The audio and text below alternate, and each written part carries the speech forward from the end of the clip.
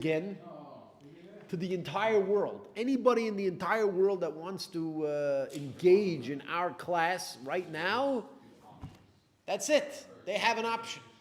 Whether they decide to use that option or not, that's their problem, right? Right now we have, as of now, I think we have 0. I don't know. Where's the screen that tells us how many people are here? I don't see it yet. Anyways, we just started. There's no one here. They're going to get here in a second. Anyways, they're welcome. They're encouraged to join.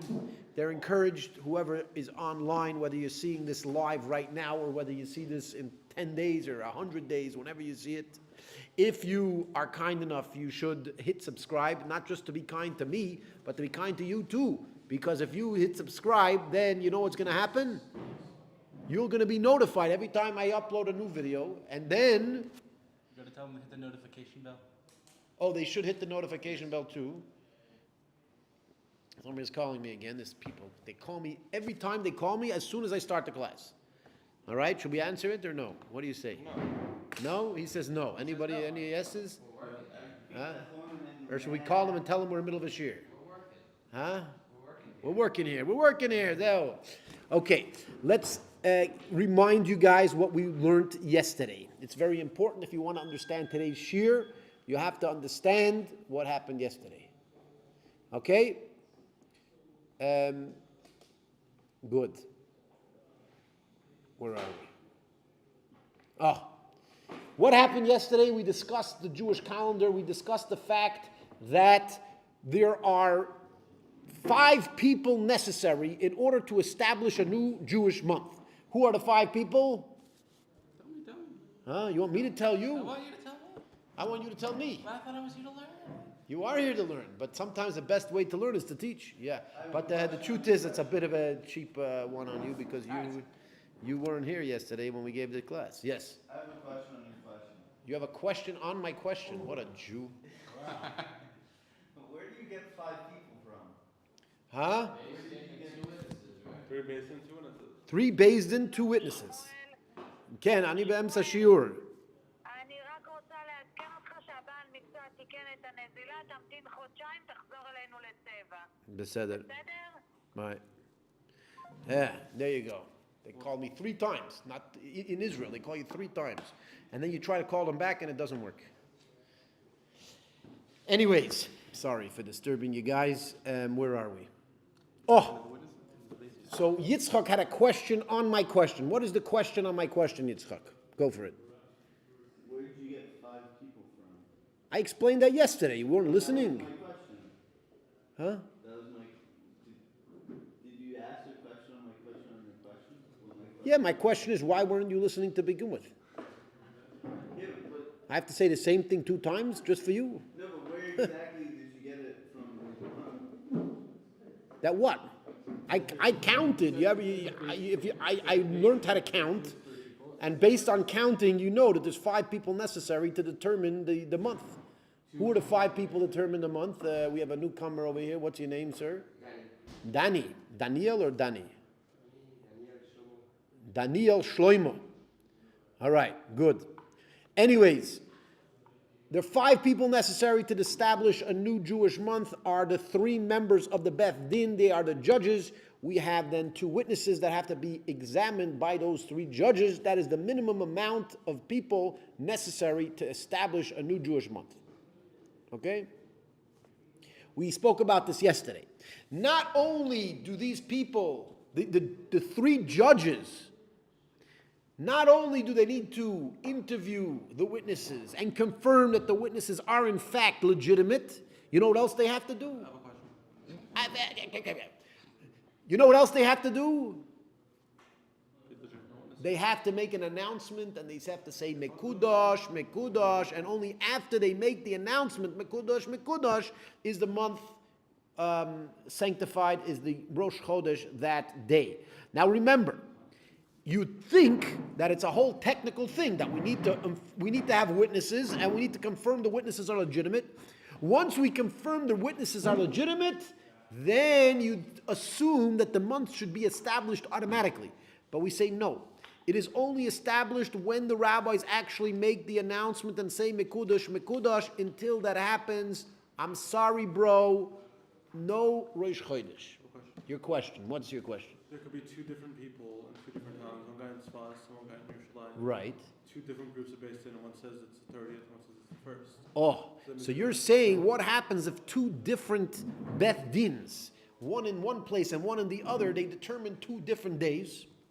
The answer is that there was only one Beth Din of the Jewish people that was authorized to do this in each time and place. We said there's 3 Not people. in place, in each time.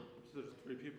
So that I understand, but the 3 people that are going to establish the month, they were people who were authorized by the Central Sanhedrin.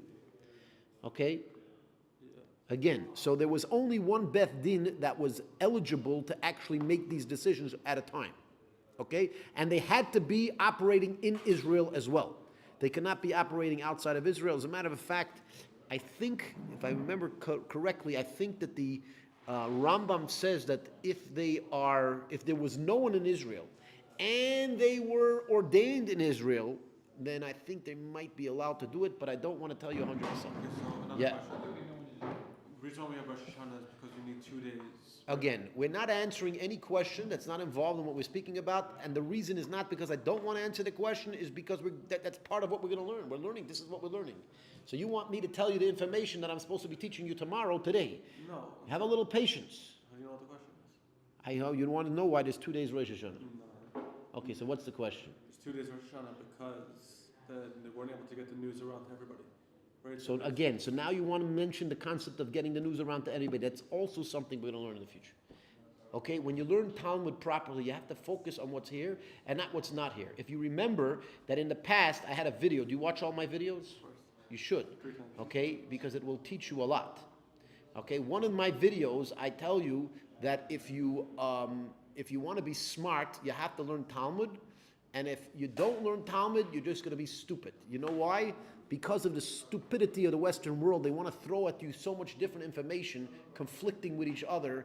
At the same time, you want to get everything in one shot, right? You have to realize sometimes there's an order. There's an order of things. You have to get one piece of information that goes to another piece of information that leads to another piece of information. That's the way you have to do it. Okay? So right now we're discussing one piece of information. We're not going to jump to another piece of information. Okay? We're going to get there. Bezrat Hashem. Don't worry. If you have a question on the concept that I'm actually speaking about, so then we have to discuss it because you need to understand what we're speaking about. But if you have a question about something that we're going to learn in a week, then it's just going to confuse you by telling you the answer. It's even going to confuse you today, and it's going to confuse you again in a week because you're going to be like, Rabbi, didn't you teach us? Right? Jews. No.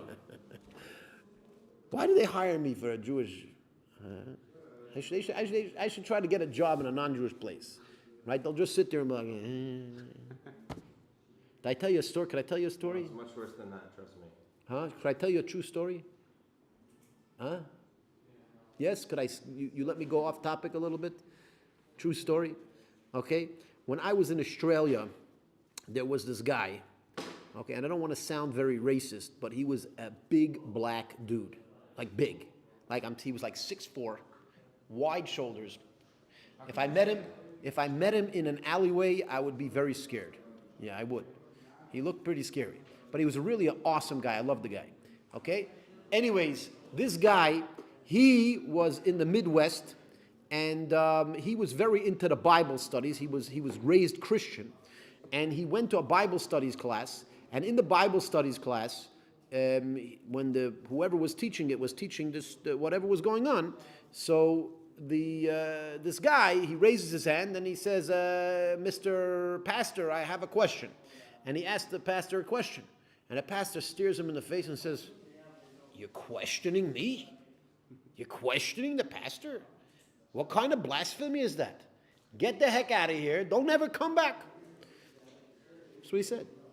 Then what happened is the guy goes to a different Bible studies program, and the exact same thing happens. He gets kicked out for asking a question. Right? Then he comes to a Jewish Bible studies class, and he raises his hands and he asks a question, and you know what the rabbi said? Good question. Right? Good question. right? Because in Judaism, we're always questioning. The rabbis are used to getting questions. I'm used to getting questions. By the way, all you 4 people, I see 4 people online, Kenai Nahara, whoever you are, you could ask a question. You put in your comments, you put a question, and I can answer it, right? Because we like questions, right? But sometimes when you ask a question, the answer that you want to hear is not necessarily the answer that you should be hearing, right? As I said, it's very good that you asked the question. You know why? Because you needed to learn, very importantly, that you have to stick on topic. That was the answer. Even though you wanted to answer, you wanted me to tell you a piece of information. Well, that's not good for you because it's going to destroy for you. But the very fact that you asked the question is actually awesome because you learned a new lesson that you have to stay on topic. And you know what? I should learn that same lesson because I always go off topic. Is it Gemara if you don't go off topic? Is it? No, I don't think it's true Gemara study if you go off topic. Anyways, let's continue. We're starting the Gemara, and the Gemara is analyzing the Mishnah. And as I told you, I gave you already a recap as to what exactly we're learning over here. We're learning about establishing the month. You have to have 3 rabbis as judges in the Beth Din. You have to have 2 witnesses being cross-examined. And the third thing is that you have to have the rabbis actually make the proclamation. Until they make this proclamation, it is not counted. Okay? It's not Rosh Chodesh until they make the proclamation. Now, you'd think that they're just determining fact. Says the Torah, no. The Beis Din are not just determining fact whether the moon was seen or whether the moon was not seen. That's not what's happening. Their proclamation actually changes what's going on in heaven. As a matter of fact, there is a tradition amongst Jews that the angels once came to God and they said, God, when is going to be a particular holiday, which was obviously based on the days of the month? And he says, I have to go ask the Beis Din downstairs because I don't know when they're going to establish the month. Now, of course, God does know everything, but there's a certain aspect of reality that God handed us, human beings, that we should be the ones to establish that reality. You understand? Good. And that's what's going on here. Now, the Gemara is going to begin to analyze the Mishnah. And we begin with a very important keyword. As you see on line 9 of your sheet, it says, Lama li lemisna. Lama li lemisna literally means, what to me to be taught.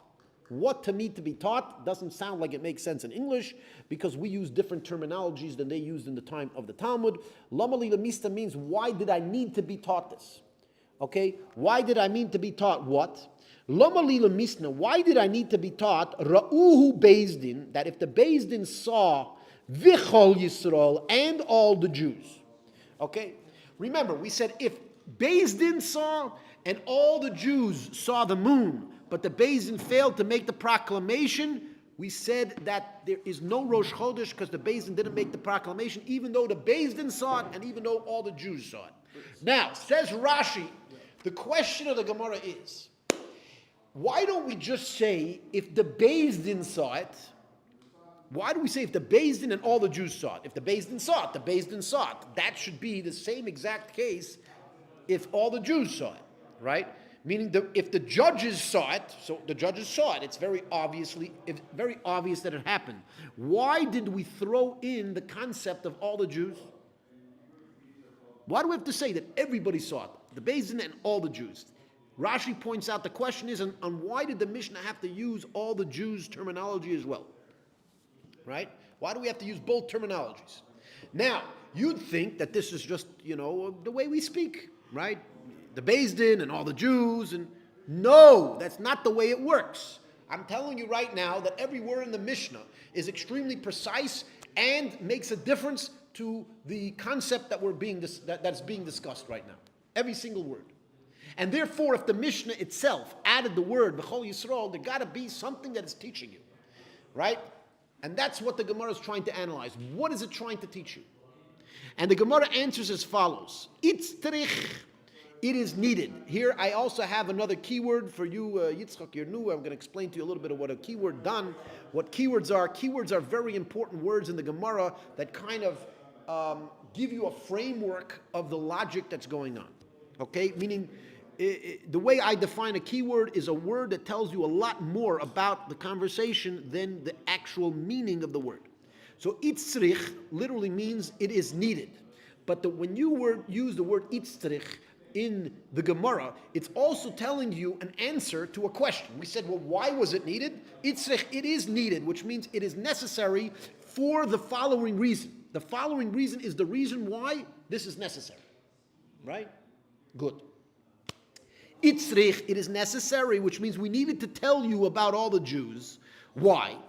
We have another very important keyword right here. Salka daita chamina. Salka daita chamina literally means it arises in his mind to think. It arises in your mind to think, which means you would have thought. Right? Meaning, had I not told you this, I would have thought. Now, I don't know, David, you're my tech guy over here. How come these people online could throw these balloons in my screen? Huh? There was some balloons flying. How come they can do that? Is there any way? I mean, I'm very happily. Oh, is that? No, I don't know. Is it? I honestly have no idea. You have no idea. I have no idea either. We have to figure this out. Now, I want to thank you for sharing your balloons with me, but I don't want everybody that decides to share balloons that could share balloons. Figure it out. Huh? We got to figure it out. Okay. Anyways, right? Yeah. How do you spell those three words? I want to write it down. Salko daitoch amino. You'll actually have it spelled out in some places in the Gemara. Salka would be samach lamid kuf aleph salka. Daito would be dalid ayin tof aleph is daito. Amino would be aleph mem yud mem nun aleph. All right, salka daito chamino. All right. Where's the second mem in Amina? I put two mems in there. I think so. All right. Huh? Huh? What's wrong? Anyways, kenainaha. Let's continue. Very important. Where are we? It's amina or amina? Amino. Amino, like amino acids, but no acids in here. Okay. It's fast. All right. No. Tzfat, Baruch Hashem, the druggies, they don't usually do acids here. We're much higher. We're very, in Tzfat, even the druggies are at a higher level, right? They do natural substances, yeah. Even that they shouldn't do, but we won't get into that. Okay, stop his boinunus. Let's continue on and get back onto our topic. Okay? Itzrich, it is necessary. What is necessary? It's necessary to mention that all the Jews saw it as well. Why? Salka daita chamina, it would have arisen in my mind to think, meaning I would have thought, had I not mentioned that all the Jews saw it, if I only mentioned that the Beis Din saw it, I may have thought as follows. Ho yilvira'u Beis Din v'chol Yisrael. Since the Beis Din and all the Jews saw the moon, ifrisimad lo v'loy liavruha. It is a publicized concept. Publicized. What does it mean, publicized? Meaning everybody knows about it. You might have thought that if the Beis Din saw it, okay, so a couple private rabbis, a couple people saw it, fine, right? You might have thought that's fine. Get your head up. We don't sleep in my class. No. You're going to sit here. No, sit here. You want to be in the screen? We'll put you in the screen. But no sleeping. Even if you're not on my screen, you're not sleeping in my class. Okay? Don't sleep in my class. I'm not interesting enough for you, man. Sheesh. What's wrong with you? You know what they say, right? You know the story with Asher? Right now, the only person that can go off topic is me. No one else can go off. You're trying to get me off topic. No, I go off topic, no one else does. Anyways, if just the rabbi saw it. So you might think, okay, so the rabbi saw it. See, they'll zip their mouth. They'll say, listen, we didn't make the proclamation. We didn't make the proclamation. Fine. However, if all the Jews saw it, if the Jews also saw it, which means that it was a public thing and everybody knows, it's like everybody knows that it should be Rosh Chodesh. Since everybody knows it, you might have thought that the proclamation was not necessary. Comes our teaching to teach you what? Yeah. Even though the public knows about it, it still needs to be based on a proclamation, which means if the whole world knows that the moon was on, the new moon came out on a particular day, it should have been Rosh Chodesh. I don't care if the proclamation was not made, it's not Rosh Chodesh. As I said earlier, that the Beis Din, by their proclamation, they're actually changing the entire galaxies and the entire, how should I say it, cosmos. The entire cosmos is being changed by the Beis Din's proclamation. When they proclaim that it's Rosh Chodesh, it's Rosh Chodesh, even if the moon, everybody in the whole world saw that the moon is a new moon already. I don't care, no proclamation, no Rosh Chodesh. Zeh. And that's what the Gemara says. That's why the Gemara is basically explaining. The Gemara is basically explaining why the Mishnah added the words and all the Jews saw it too. So meaning, even if it's a public affair, everybody knows that it happened, I don't care. The Beis Din didn't do it, they didn't do it. Zeh. Is this what the first Rashi of the Mishnah is talking about? That is what the first. Huh? The Gemara is going to explain. Is this what the Gemara is explaining? That's the Mishnah. That's the Mishnah. You're looking at Rashi and the Mishnah. I'm talking about the Gemara. We're already in the Gemara. It's a good question. It could be. It could be. It could be that that's what he's saying, etc. Yeah. What's that? Avoid the chat in the chat. So we have our technical guy. He knows how to get rid of this stuff himself. All right. Zel. Yeah. Anyways, good. Then we end off the sentence with Komash Melon. Yeah. Wait, what is Li'abrua means make it pregnant. Oh, impregnate it. Okay? We want to impregnate it, meaning impregnate the month. It says V'loi li'abrua, and we should not impregnate the month. Impregnating a month means we make it 30 days instead of 29 days.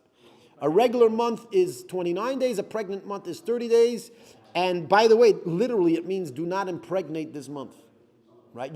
You'd think do not impregnate the month just because the Beis Din failed to make the proclamation. Says Kamash Melon, it comes to teach us. Kamash Melon is also an important key word. Kamash Melon. Very important keyword. Kamash Melon means this is what it's coming to teach you. It's coming to teach you clearly this particular concept. That's what it's coming to teach you.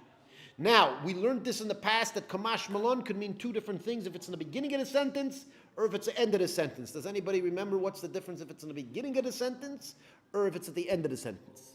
Beginning is kind of a question, right? Or it's like a possibility. Suggestion. Very good.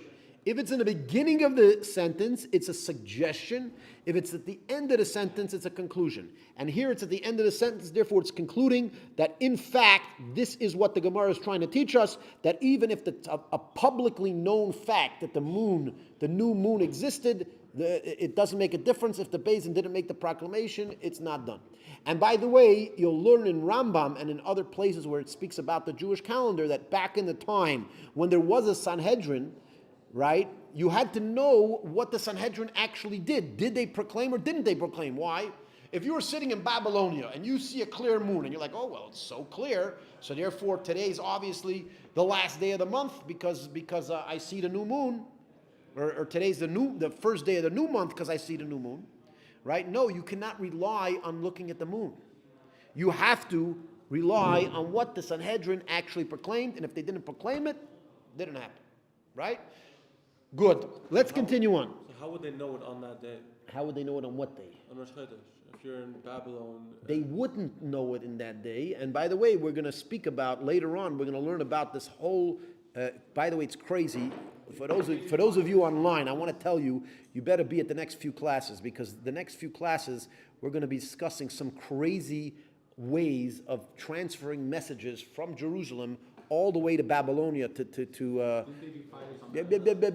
going to speak about that. They had a way of signaling all the way from Jerusalem to Babylonia. Within a couple hours, they had messages across, and this is incredible. You think... Yeah, thanks for spoiling it for everybody. We're going to learn that in the Gemara. That's what I'm saying. Yeah. No, they just send a WhatsApp. Right? You think you need WhatsApp to transfer messages? Right? These people today, Let me tell you something, okay? Let me tell you something. The modern world thinks that we're so smart and everybody else was always stupid. Now, first of all, we're not that smart. And second of all, people of the past were not that stupid either. Okay, there was a lot of brilliance, especially in ancient Israel. If you actually do your research and you find out the brilliance that went on there, I don't want to go too much off topic.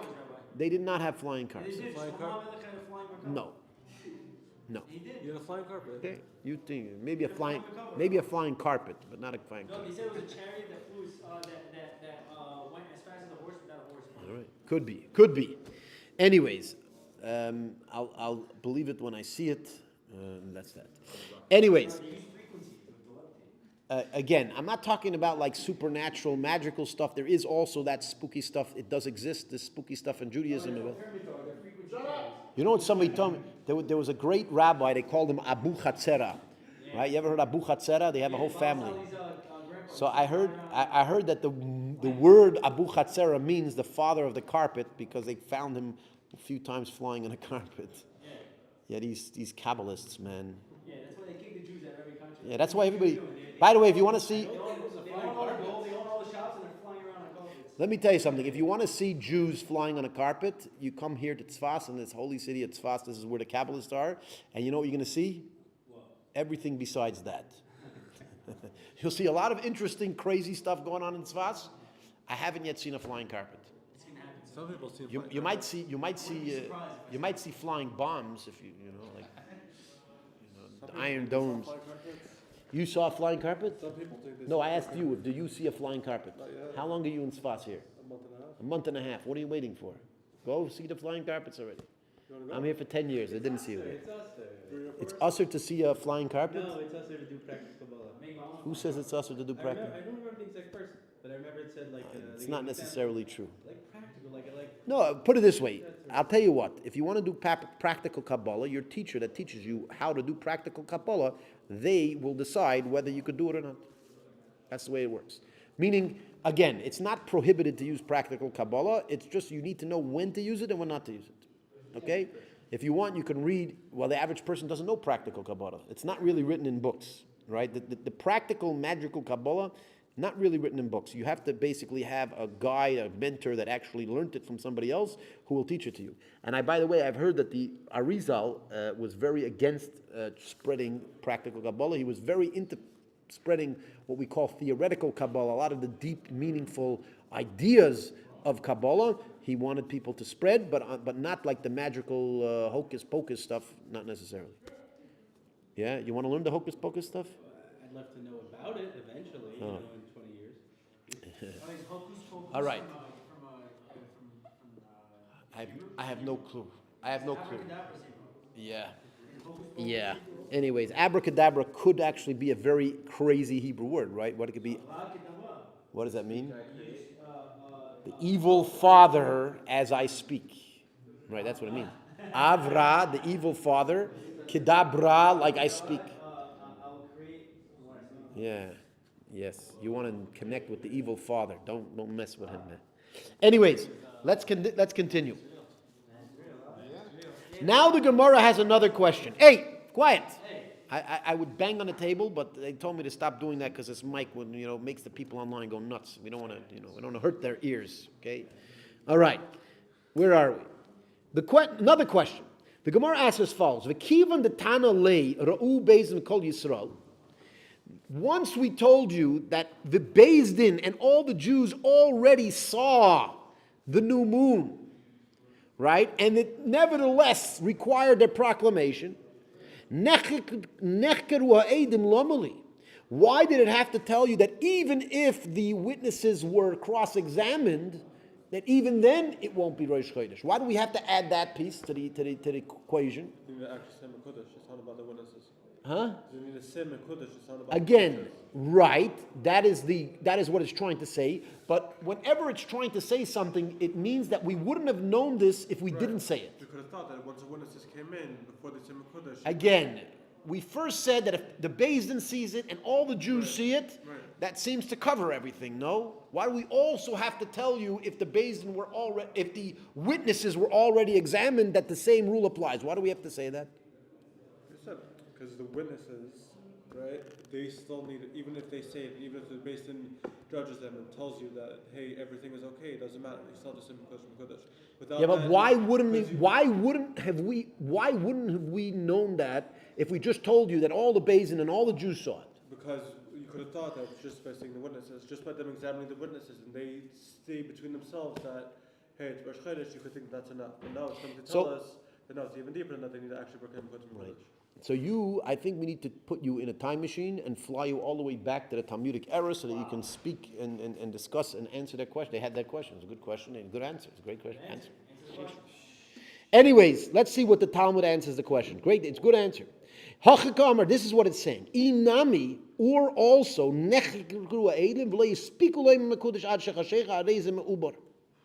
now, basically what it's trying to say here, when it tells you that the Beis Din and all the Jews saw it, right? And nevertheless, it is not considered Rosh Chodesh. Why? Because the Beis Din didn't make the proclamation. Yeah, because they didn't go through the process. They didn't interview the witnesses. They didn't determine that the witnesses were in fact legitimate. But you might have thought if the Beis Din already interviewed the witnesses and they already determined that the witnesses are legitimate, you think, and they're ready to make the proclamation, just for some technical reason they didn't make the proclamation, you might have thought that it is in fact Rosh Chodesh. Why? Because you might have thought that it's based on the Beis Din's decision and determination based on the witnesses. Comes the Mishnah to teach you, it is not even based on that. It is not even based on the Beis Din's determining that they should be calling the month. It's literally based on their proclamation, and that's so. Again, the Gemara is going to go through each wording of the Mishnah and try to figure out why did it say this and why didn't it say something else. Okay, good. Where are we? What? I don't know, what are these Rosh Chodesh? Hachika Amar. Yeah, we said that already. So now the Gemara is going to go into another question. V'kivan the Tana ad shechashecha hareizem ubar. Yeah, since once the Mishnah needs to tell us clearly that if they didn't make the proclamation before it got dark, then it's already pushed off to the next day. Lama lila misne chakiras edim klal. Why do we have to mention the fact that the witnesses are being cross-examined? If the cross-examining of the witness is irrelevant to the establishment of the new month, then why on earth do we even mention them to begin with? It's not. It's a process. You could have thought. What that a process? What a process? You could have thought that the Beis Din is going to see it themselves. The Beis Din themselves, like Simon Kodesh, to come to tell you that no, you need to aid them also. You need to saying themselves just to say. Yeah, but we're not trying to tell you. They're saying that you need all. But that's not what the Mishnah is trying to tell you. The Mishnah is trying to tell you that it's all. If we want to take this entire Mishnah and put it into a couple words, the Mishnah is trying to tell you that the Beis Din need to make the proclamation. Until they make the proclamation, it's not Rosh Chodesh. Very nice. Why do we have to go through every detail? Okay, we could have just told you. Forget about the process, right? The Mishnah over here is not trying to teach you the process. It's trying to teach you one particular rule within the process. So what's the reason for that? Right? Now, since it's only trying to teach you one rule within the process, why does he have to tell you about the whole process? So, again, it's very important that you ask that question. I'll tell you why. Because you might think that this Mishnah is actually discussing the process. The very fact that the Gemara asked that question proves to you that the Gemara doesn't think that this Mishnah is discussing the process of which the Beis Din determined that it's Rosh Chodesh. The Mishnah is only and singly trying to teach you that the Beis Din's proclamation is what makes Rosh Chodesh. And if that's what makes Rosh Chodesh, it is not necessary to have all this other information. Right? Realistically, This is super next level. Not just next. Next level is too low for describing this awesomeness. how do I pull that out of the Gemara? Next level. This is like 3 levels up. Rabbi, so realistically, how do I pull that out of the Gemara? Huh? How do I pull that out of the Gemara? The very fact that the Gemara is trying to tell you that it's not necessary to be there means it's not necessary to be there. Right? And very often you can understand the Mishnah from the Gemara. That's actually what it's trying to do. All right? So the question is, why do we have to mention these details if it is irrelevant to the actual rule we're trying to determine? Yeah? The Gemara answers as follows. Again, we use the same keyword, itzrich. We need it. Sal k'daiti chamina. I might have thought. Dehevi chakiras edim kitchilas adin. We should say that the cross-examining of the witnesses is like the beginning of a court case. Umikudash kegemar din. And the proclamation, we can say, is like the completion of the din.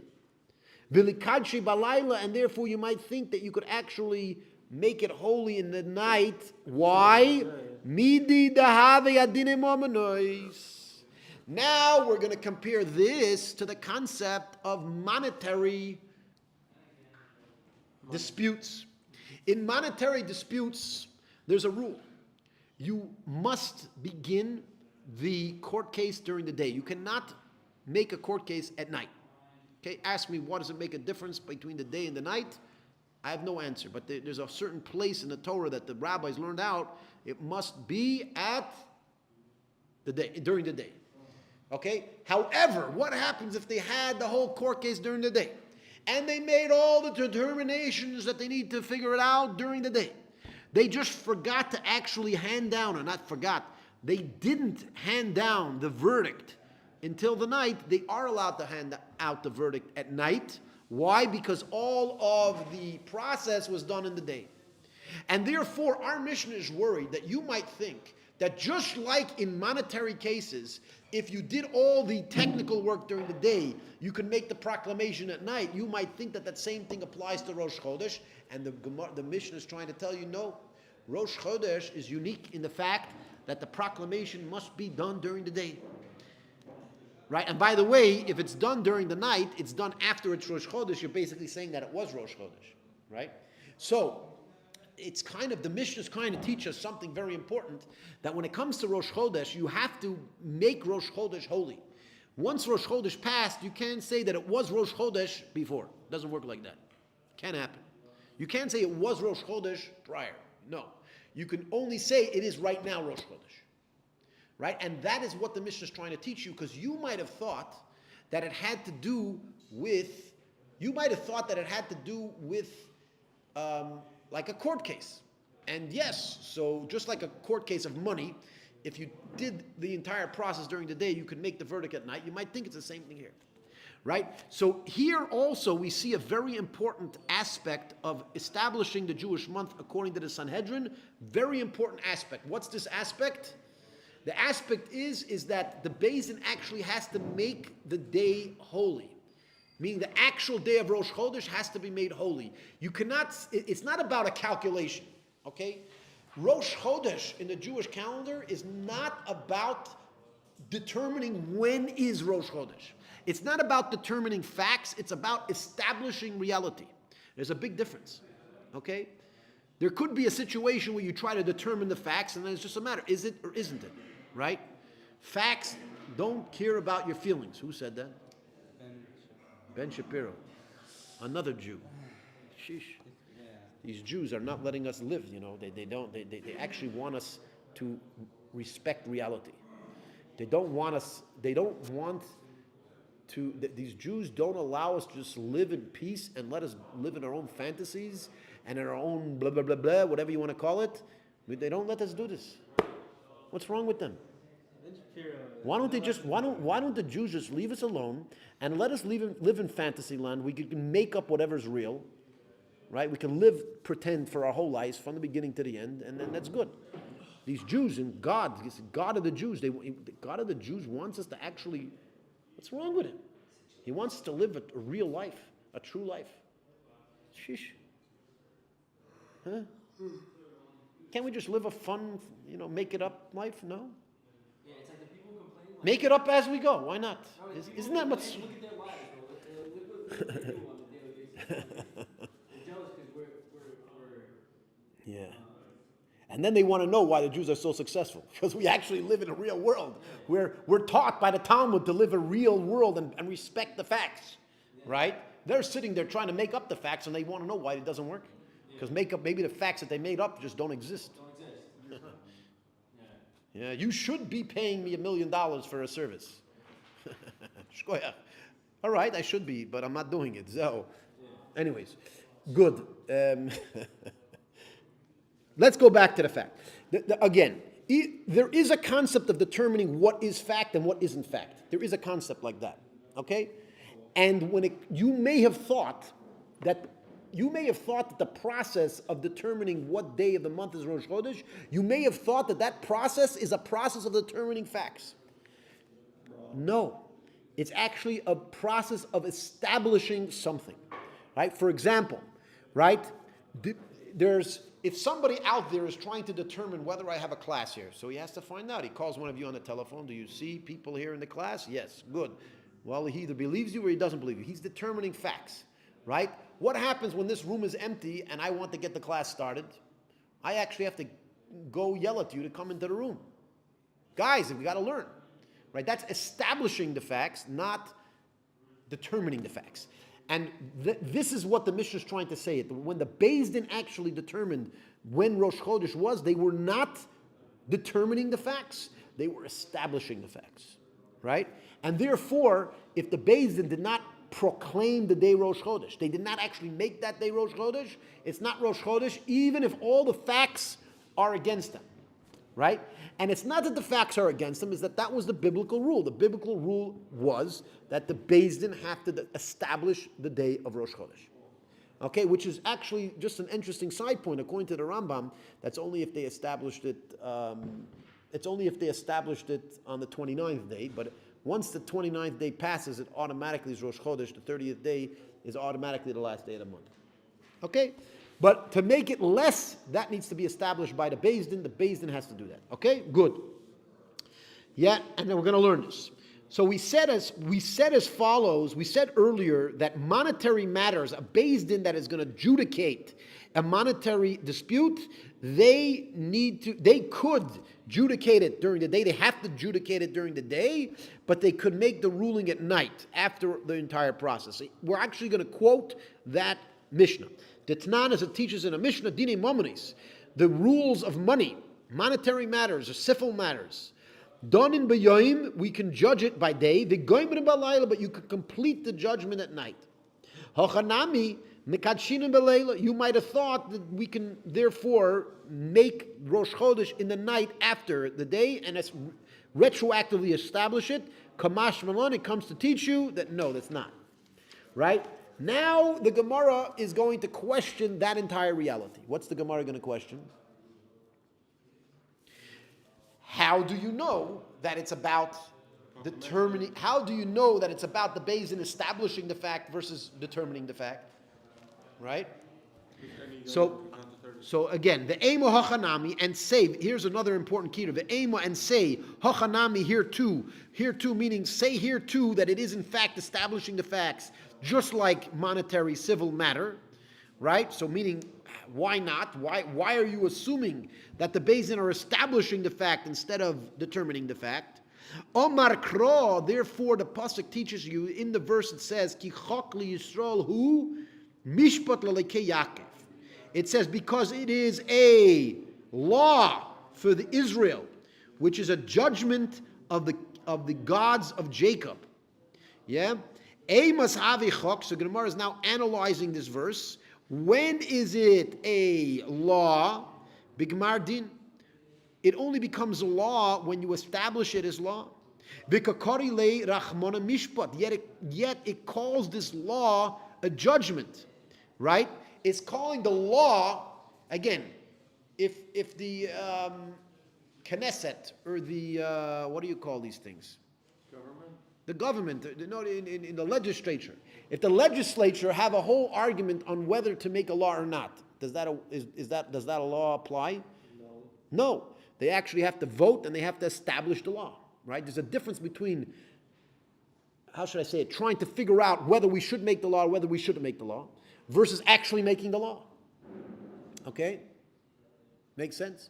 So, basically, mishpat, which is kind of like judgment is referring to the what would we call it? Not the hearing, or there's a word in English I'm looking for. Deliberations. Okay? Deliberations is really mishpat. Mishpat is really deliberations, right? Deliberating whether we should make a law or not. And yet it is using the term law and the term of deliberations in the same pasuk to show you that the law and the deliberations are one. Which means just like the deliberations need to be during the day, so too the law needs to be in the day. In other words, the rabbis learned out from this verse that when it comes to establishing a new Jewish month, it actually has to be both have to be done during the day, and if it's not, it has nothing to do with determining the facts, it's actually establishing the facts, and that's that. Make sense? Good. Now that is the end of that piece of the Gemara. Where are we? I think we learned enough, we covered enough ground for today. Just want to kind of recap briefly, and then we're going to open the floor to questions. And by the way, all you people online, if you want to ask a question, it could be on the topic or it could be off the topic. After the class, Shmuel, by the way, if you want to ask questions off the topic, you could ask a question at the end of the class, you could ask off the topic. In the class, it has to be on topic. Okay, that's the rule over here. Thank you for joining us. But we're going to open up for questions right after I give a brief summary on what we learned. Okay? Now, again, yesterday we discussed the basic rules of how the Jewish people established the Jewish calendar. Right? Good.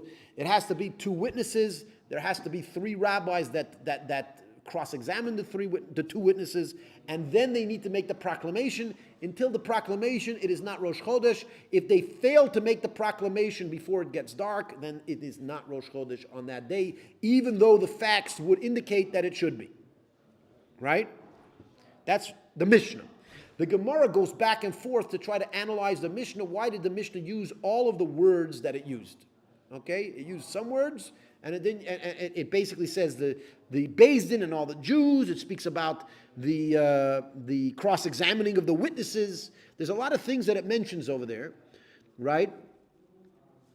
And we want to know why it mentions each one of the words, and the Talmud goes through each one of the words and shows how each one of these words teaches us an independent lesson that we would not know without the other ones, right?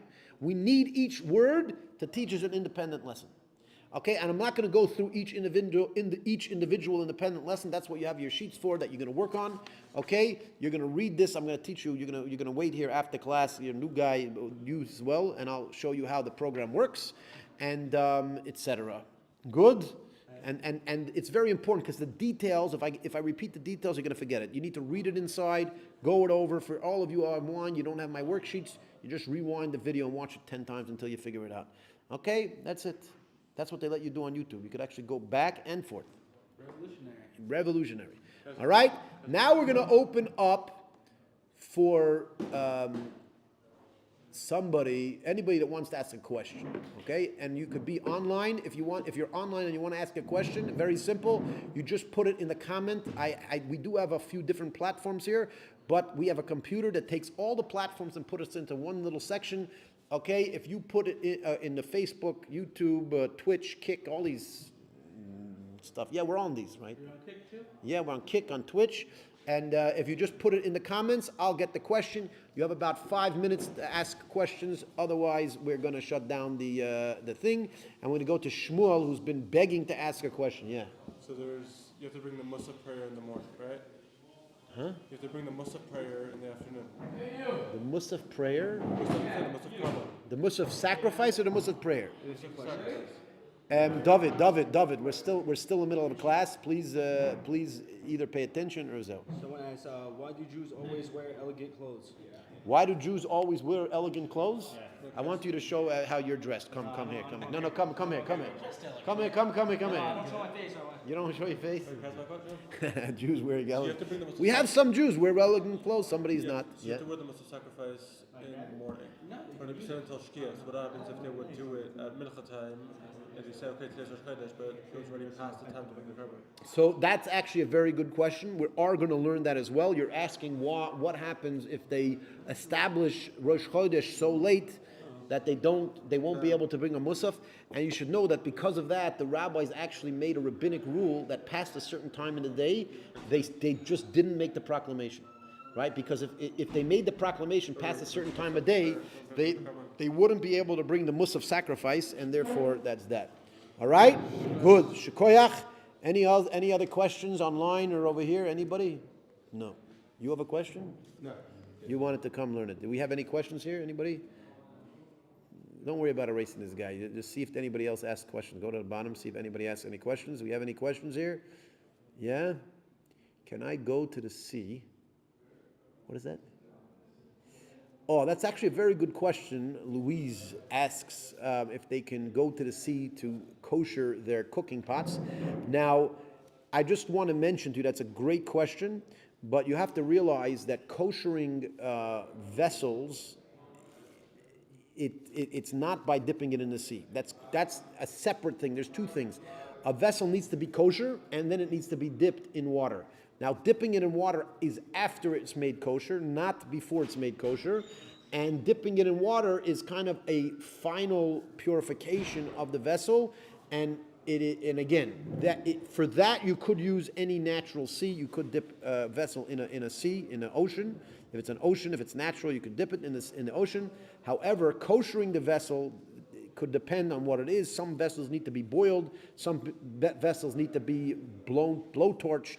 There's a few different methods to koshering a vessel, and it's not all the same. But it's a great question. So again, for the dipping part, you can use the sea. But for actually koshering it, I would suggest you ask a local rabbi. There could be details to how to make a vessel that was not kosher. You need to ask a rabbi. Maybe she means that just a vessel that she's purchased new. Oh, if it's brand new and it was never used, then yes, you can dip it in the sea and you're good to go.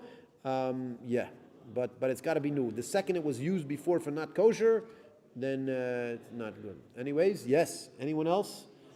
Anyone else online? We're giving you 30 more seconds to ask a question.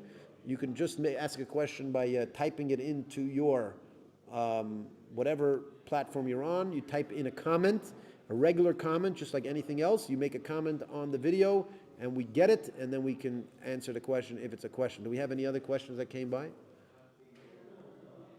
What do we see here? What is this, Yitzchak? What is this? What is that one over there? Yeah. I can't really read it. It's too far. No, that one that you're on right now. Yeah, what does that say?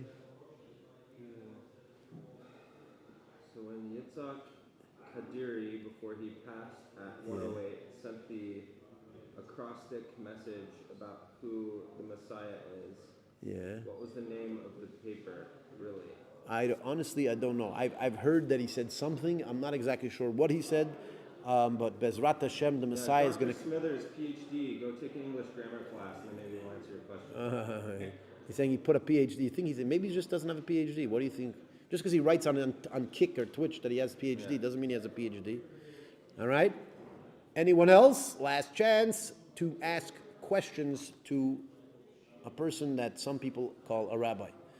I don't know if I call myself a rabbi, but I should, because we have over here in this yeshiva, we have rabbinic ordination, and I'm in charge of it. So if I'm giving people rabbinic ordination, I better be a rabbi. I think that's it. I think we're gonna shut it down. 10. We're gonna give you 10 seconds. 10 seconds to ask your questions. Just put it in the comment. 10, 9, 8, 7, 6, 5, 4, 3, 2, 1. I'll give you a kiss goodbye, whoever you